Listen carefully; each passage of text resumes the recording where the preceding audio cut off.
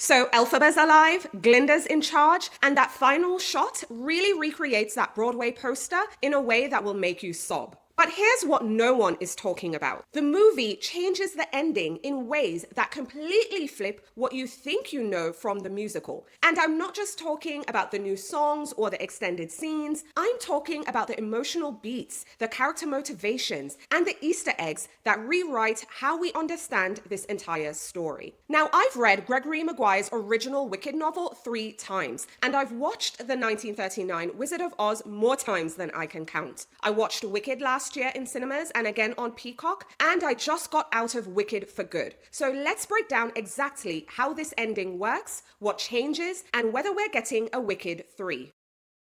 Now let's start with what everyone wants to know first, and that's the ending. And there are 7 things you need to know about what happens and what it all means. Number 1 is the setup before Dorothy even arrives. Elphaba fills a bucket of water and positions it where Dorothy will find it, because she's already planning her exit strategy. Number 2 is the fake melting. When Dorothy throws the water, Elphaba pretends to melt and slips through a secret passageway in the floor. That's the same passages Fiyero told her about earlier. Now, in the 1939 Wizard of Oz, Margaret Hamilton's Wicked Witch actually melted using this exact trapped door technique, so you kind of see the movie honoring that. Number 3 is Fiyero's role in all of this, because he is now the Scarecrow, and he helped set this plan in motion. He sent Chistery, the flying monkey, to Elphaba with a message about his transformation, the approaching mob, and the suggestion to hide until he arrives. Number 4 is why does she do it? Why does she fake her death? The thing is, Elphaba realizes Oz will never accept her. Despite her power, she's been made into a villain, and the animals, including her nanny, Dulcibert, who returns in a brief but emotional cameo, tells her the land will never be safe as long as she is there. So she decides to change the plan. Glinda will be the one to restore Oz, because Glinda has that public standing to actually make change happen.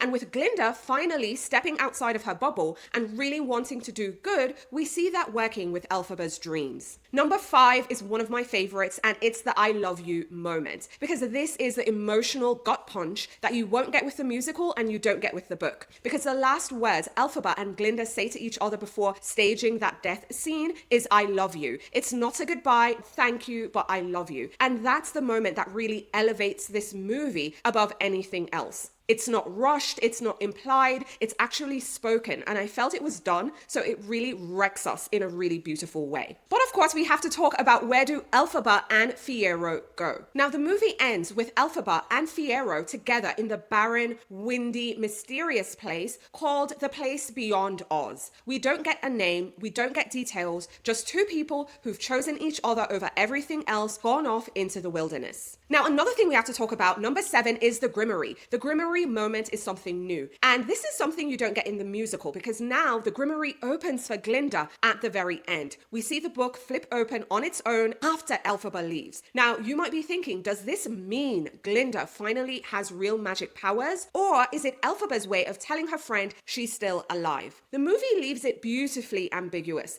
But in my personal opinion, I think Glinda's finally earned her magic. And it's only because she's truly good and she's doing things that are not self-serving. Now, we have to address the question everyone's asking, everyone's Googling. Will there be a Wicked 3? Now, here's what we know. There is evidence for it, because Gregory Maguire wrote 3 sequel novels. We have Son of a Witch, A Lion Among Men, and Out of Oz. And the way the movie ends, it really leaves Elphaba and Fiyero alive and together, which will give movie makers the option to continue, because the ending doesn't close every door. There's room to explore what happens next. Now, on the flip side, there is evidence against it, because director John M. Chu has said this is the end of Elphaba's and Glinda's story as told through the Broadway musical. So technically the musical ends here, and these films are an adaptation of the musical and not the books. However, Universal hasn't greenlit anything, and there's no indication they're planning to do so. But my hot take is I don't think we're getting a Wicked 3, at least not with this cast and this creative team. I think the story is complete. Elphaba and Glinda's arc arcs are done. However, if For Good makes a whole bunch of money, let's say billions of dollars, I think movie makers will absolutely explore Maguire's sequels. But I think it would likely be a soft reboot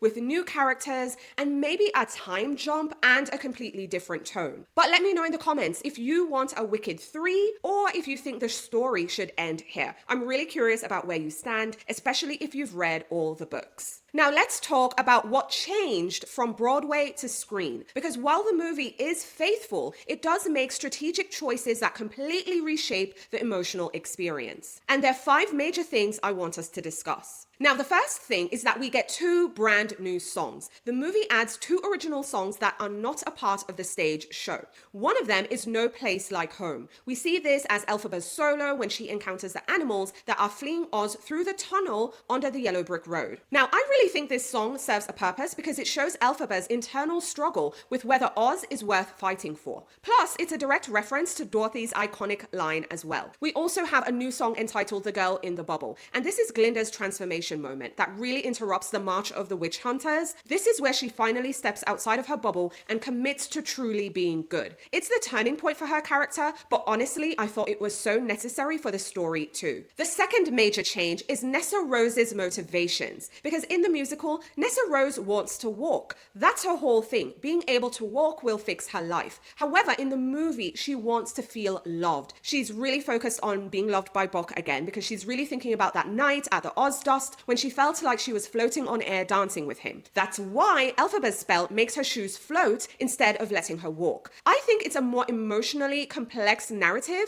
and it's way less ableist too. A third change from the musical is that Glinda yells Fiyero to start the song No Good Deed Goes Unpunished. Now this is controversial because in the musical, it's Elphaba that yells Fiyero's name at the start of No Good Deed. But in the movie, Glinda does that. And she's with Fiyero when the guards take him away. So in a way, this becomes her goodbye to him. Now, I know some fans hate this change. I think it worked because it shows Glinda's complicity in what happens to him. Because at this point, she's still very much aligned with the wizard in the story, and this is part of her breaking point moment. Now, we have to talk about the book because the book goes much darker, especially with Elphaba's childhood. We're talking serious trauma here. I won't get into detail, but just know it also kills off characters the musical keeps alive, including Dr. Dillamond and Madame Morrible. And Fiyero, in the book, he's married with children, and his transformation into the Scarecrow is way more tragic. So I see where the musical and the movie try to soften all of this to make the story more hopeful. Another big change, number 5, is that we get a Glinda childhood flashback. I really appreciated that the movie added this flashback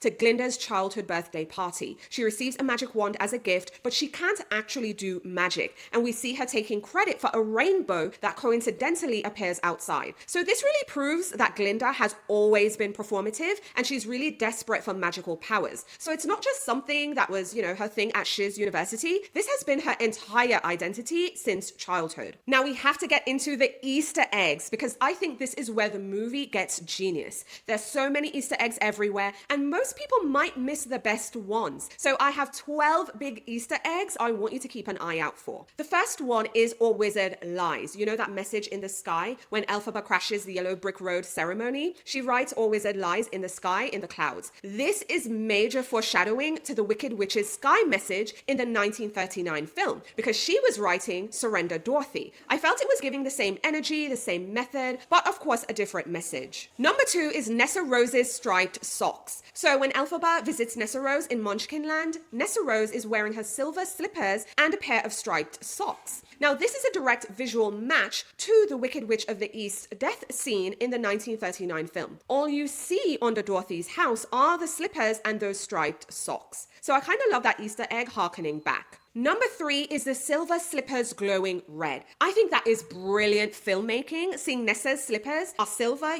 with like diamonds on them, like the original Wizard of Oz book. But after Elphaba cast her spell to make her lighter than air, they glow red. I think this honors both the book's version, which is silver, and the 1939 movie where they're ruby red. So that was a chef's kiss moment for me, for sure. Another Easter egg, number 4, is the cracked windows that precede Elphaba's entrance. So multiple times throughout the film, film, we have the cracked glass signaling Elphaba's arrival, including when she meets with Glinda before confronting the wizard. This is a callback to part 1 when the glass door leading to their shiz dorm balcony cracked before the What Is This Feeling sing-along. Easter egg number 5 is the animals behind the wizard's painting. Now this is new, and we see Elphaba discovering caged animals behind a painting of the wizard. Now this mirrors the Shiz University mural reveal from part 1, where Elphaba's powers revealed animals covered by a new depiction of the wizard. I think this is visual storytelling at its finest, and also an Easter egg you might miss. Number 6 is Chistery finally speaking. So near the end, Chistery, the flying monkey captain, finally speaks to Glinda.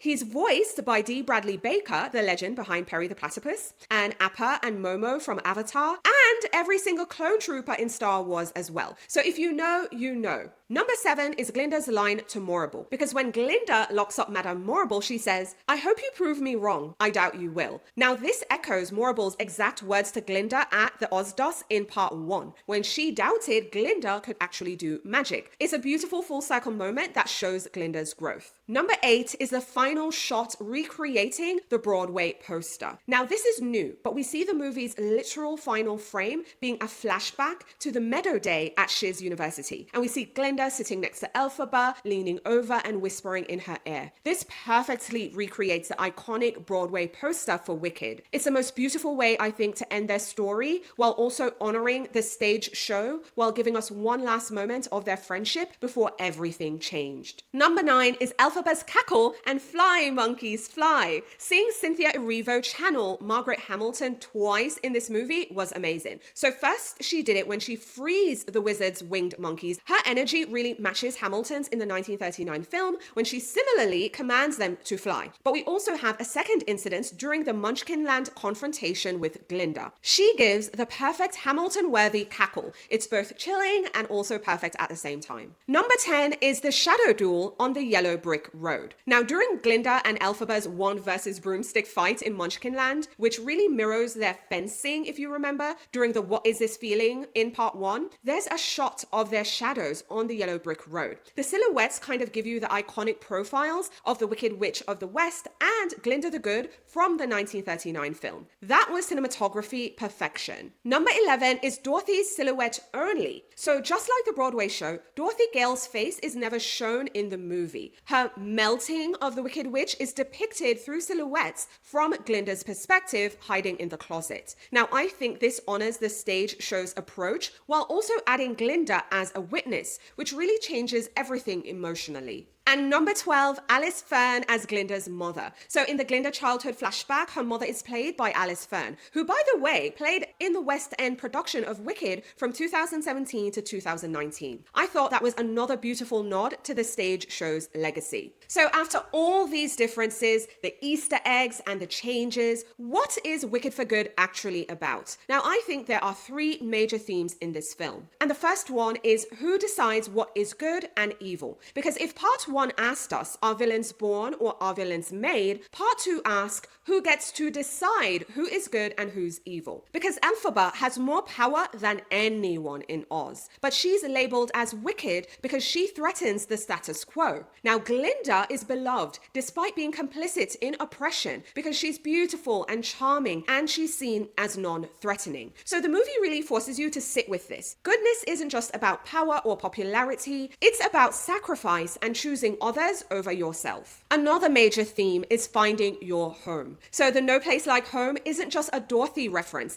it's Elphaba's entire story arc. She spends the entire movie trying to make Oz her home, by fixing it, by saving it, and by trying to transform it. But the ending reveals the truth. Sometimes home isn't a place, it's a person. And for Elphaba, home is Fiyero. For Glinda, home is Oz, but only after she's willing to fight for it. And the third major theme is how friendship changes you. The movie's title, Wicked for Good, is a double meaning in a way. For Good is the song Elphaba and Glinda sing about how they've changed each other permanently. But at the same time, it's also Glinda's promise. She'll be good for good. Not performatively this time, not for applause, not for praise, actually truly be good. And I don't know about you, but here's what really wrecked me. Elphaba doesn't get to see Glinda be the person she always believed she could be. She has to trust in herself that their friendship was enough, that the sacrifices was enough, and that Glinda truly will change. But the movie does end with one last reprise of For Good. And I love seeing Elphaba in the desert and Glinda on the balcony in Oz, and they're singing together across impossible distance. But we get that flashback to the meadow moment when they were just girls who didn't know they'd change each other's lives forever and they'd be where they are today. Truly, it's devastating, but it's perfect. And it's why this movie works. Because in the end, this is the story about two friends. So here's my final take. Wicked for Good, I think, is the best movie musical adaptation in a really long time. When I think about it, the only comparison that comes to mind is Chicago, because I see how it honors the Broadway show while making smart changes for the screen, while also respecting the 1939 Wizard of Oz without being completely consumed by it. And not for nothing, it takes Gregory Maguire's really dark, really complex novel and find hope inside it. And most importantly, I think it understands, again, that Elphaba and Glinda's friendship is the real love story of this franchise. But is it perfect? No. Some of the new songs feel a bit long. The pacing really drags in the middle. And I wish we'd gotten more time with Fiyero before his transformation. But does it stick the landing? Absolutely. I think the ending works because it doesn't try to give you that happy ending where everyone wins and everyone gets what they want. Because Elphaba loses her home. Glinda loses her best friend. Fiyero loses his humanity. But at the same time, they all gain something too. They gain freedom, they gain purpose, and they gain love. But I'd love to hear from you. I want to know what changes from the book and the musical hit you the hardest. Are there things you wish they included in the mix? Share your takes in the comments because I'm very curious about the points that resonated with you. But if you want a deep dive into the book Wicked itself, if you want the differences, because trust me, Gregory Maguire's novel is wild and we barely scratched the surface here. Plus, we have a whole series. There are 3 additional books. Let me know in the comments. I'll make a video if there's demand for it. But again, let me know, are you Team Wicked 3 or Team Leave It Alone? Do you want to see the other books adapted, or should it end here with Elphaba's and Glinda's story? Now, if you haven't already, now's a great time to hit that like button and subscribe so YouTube knows to recommend this to other Wicked fans. And keep an eye out because I will be covering all the major book-to-screen adaptations coming out now and in the years ahead. But I have to say, whether you loved or hated the changes, whether you cried or you cringed, whether you're Team Elphaba or Team Glinda, I think this movie really gave us something rare. It gave us the story about two women whose friendship is more important than any romance, any power, or any destiny. And I feel that in a world where women are constantly pit against each other, this was beautiful and this was magical. So I had a fun time with Wicked. I hope you did too. Thanks for watching, and I'll see you in the next one. Bye for now.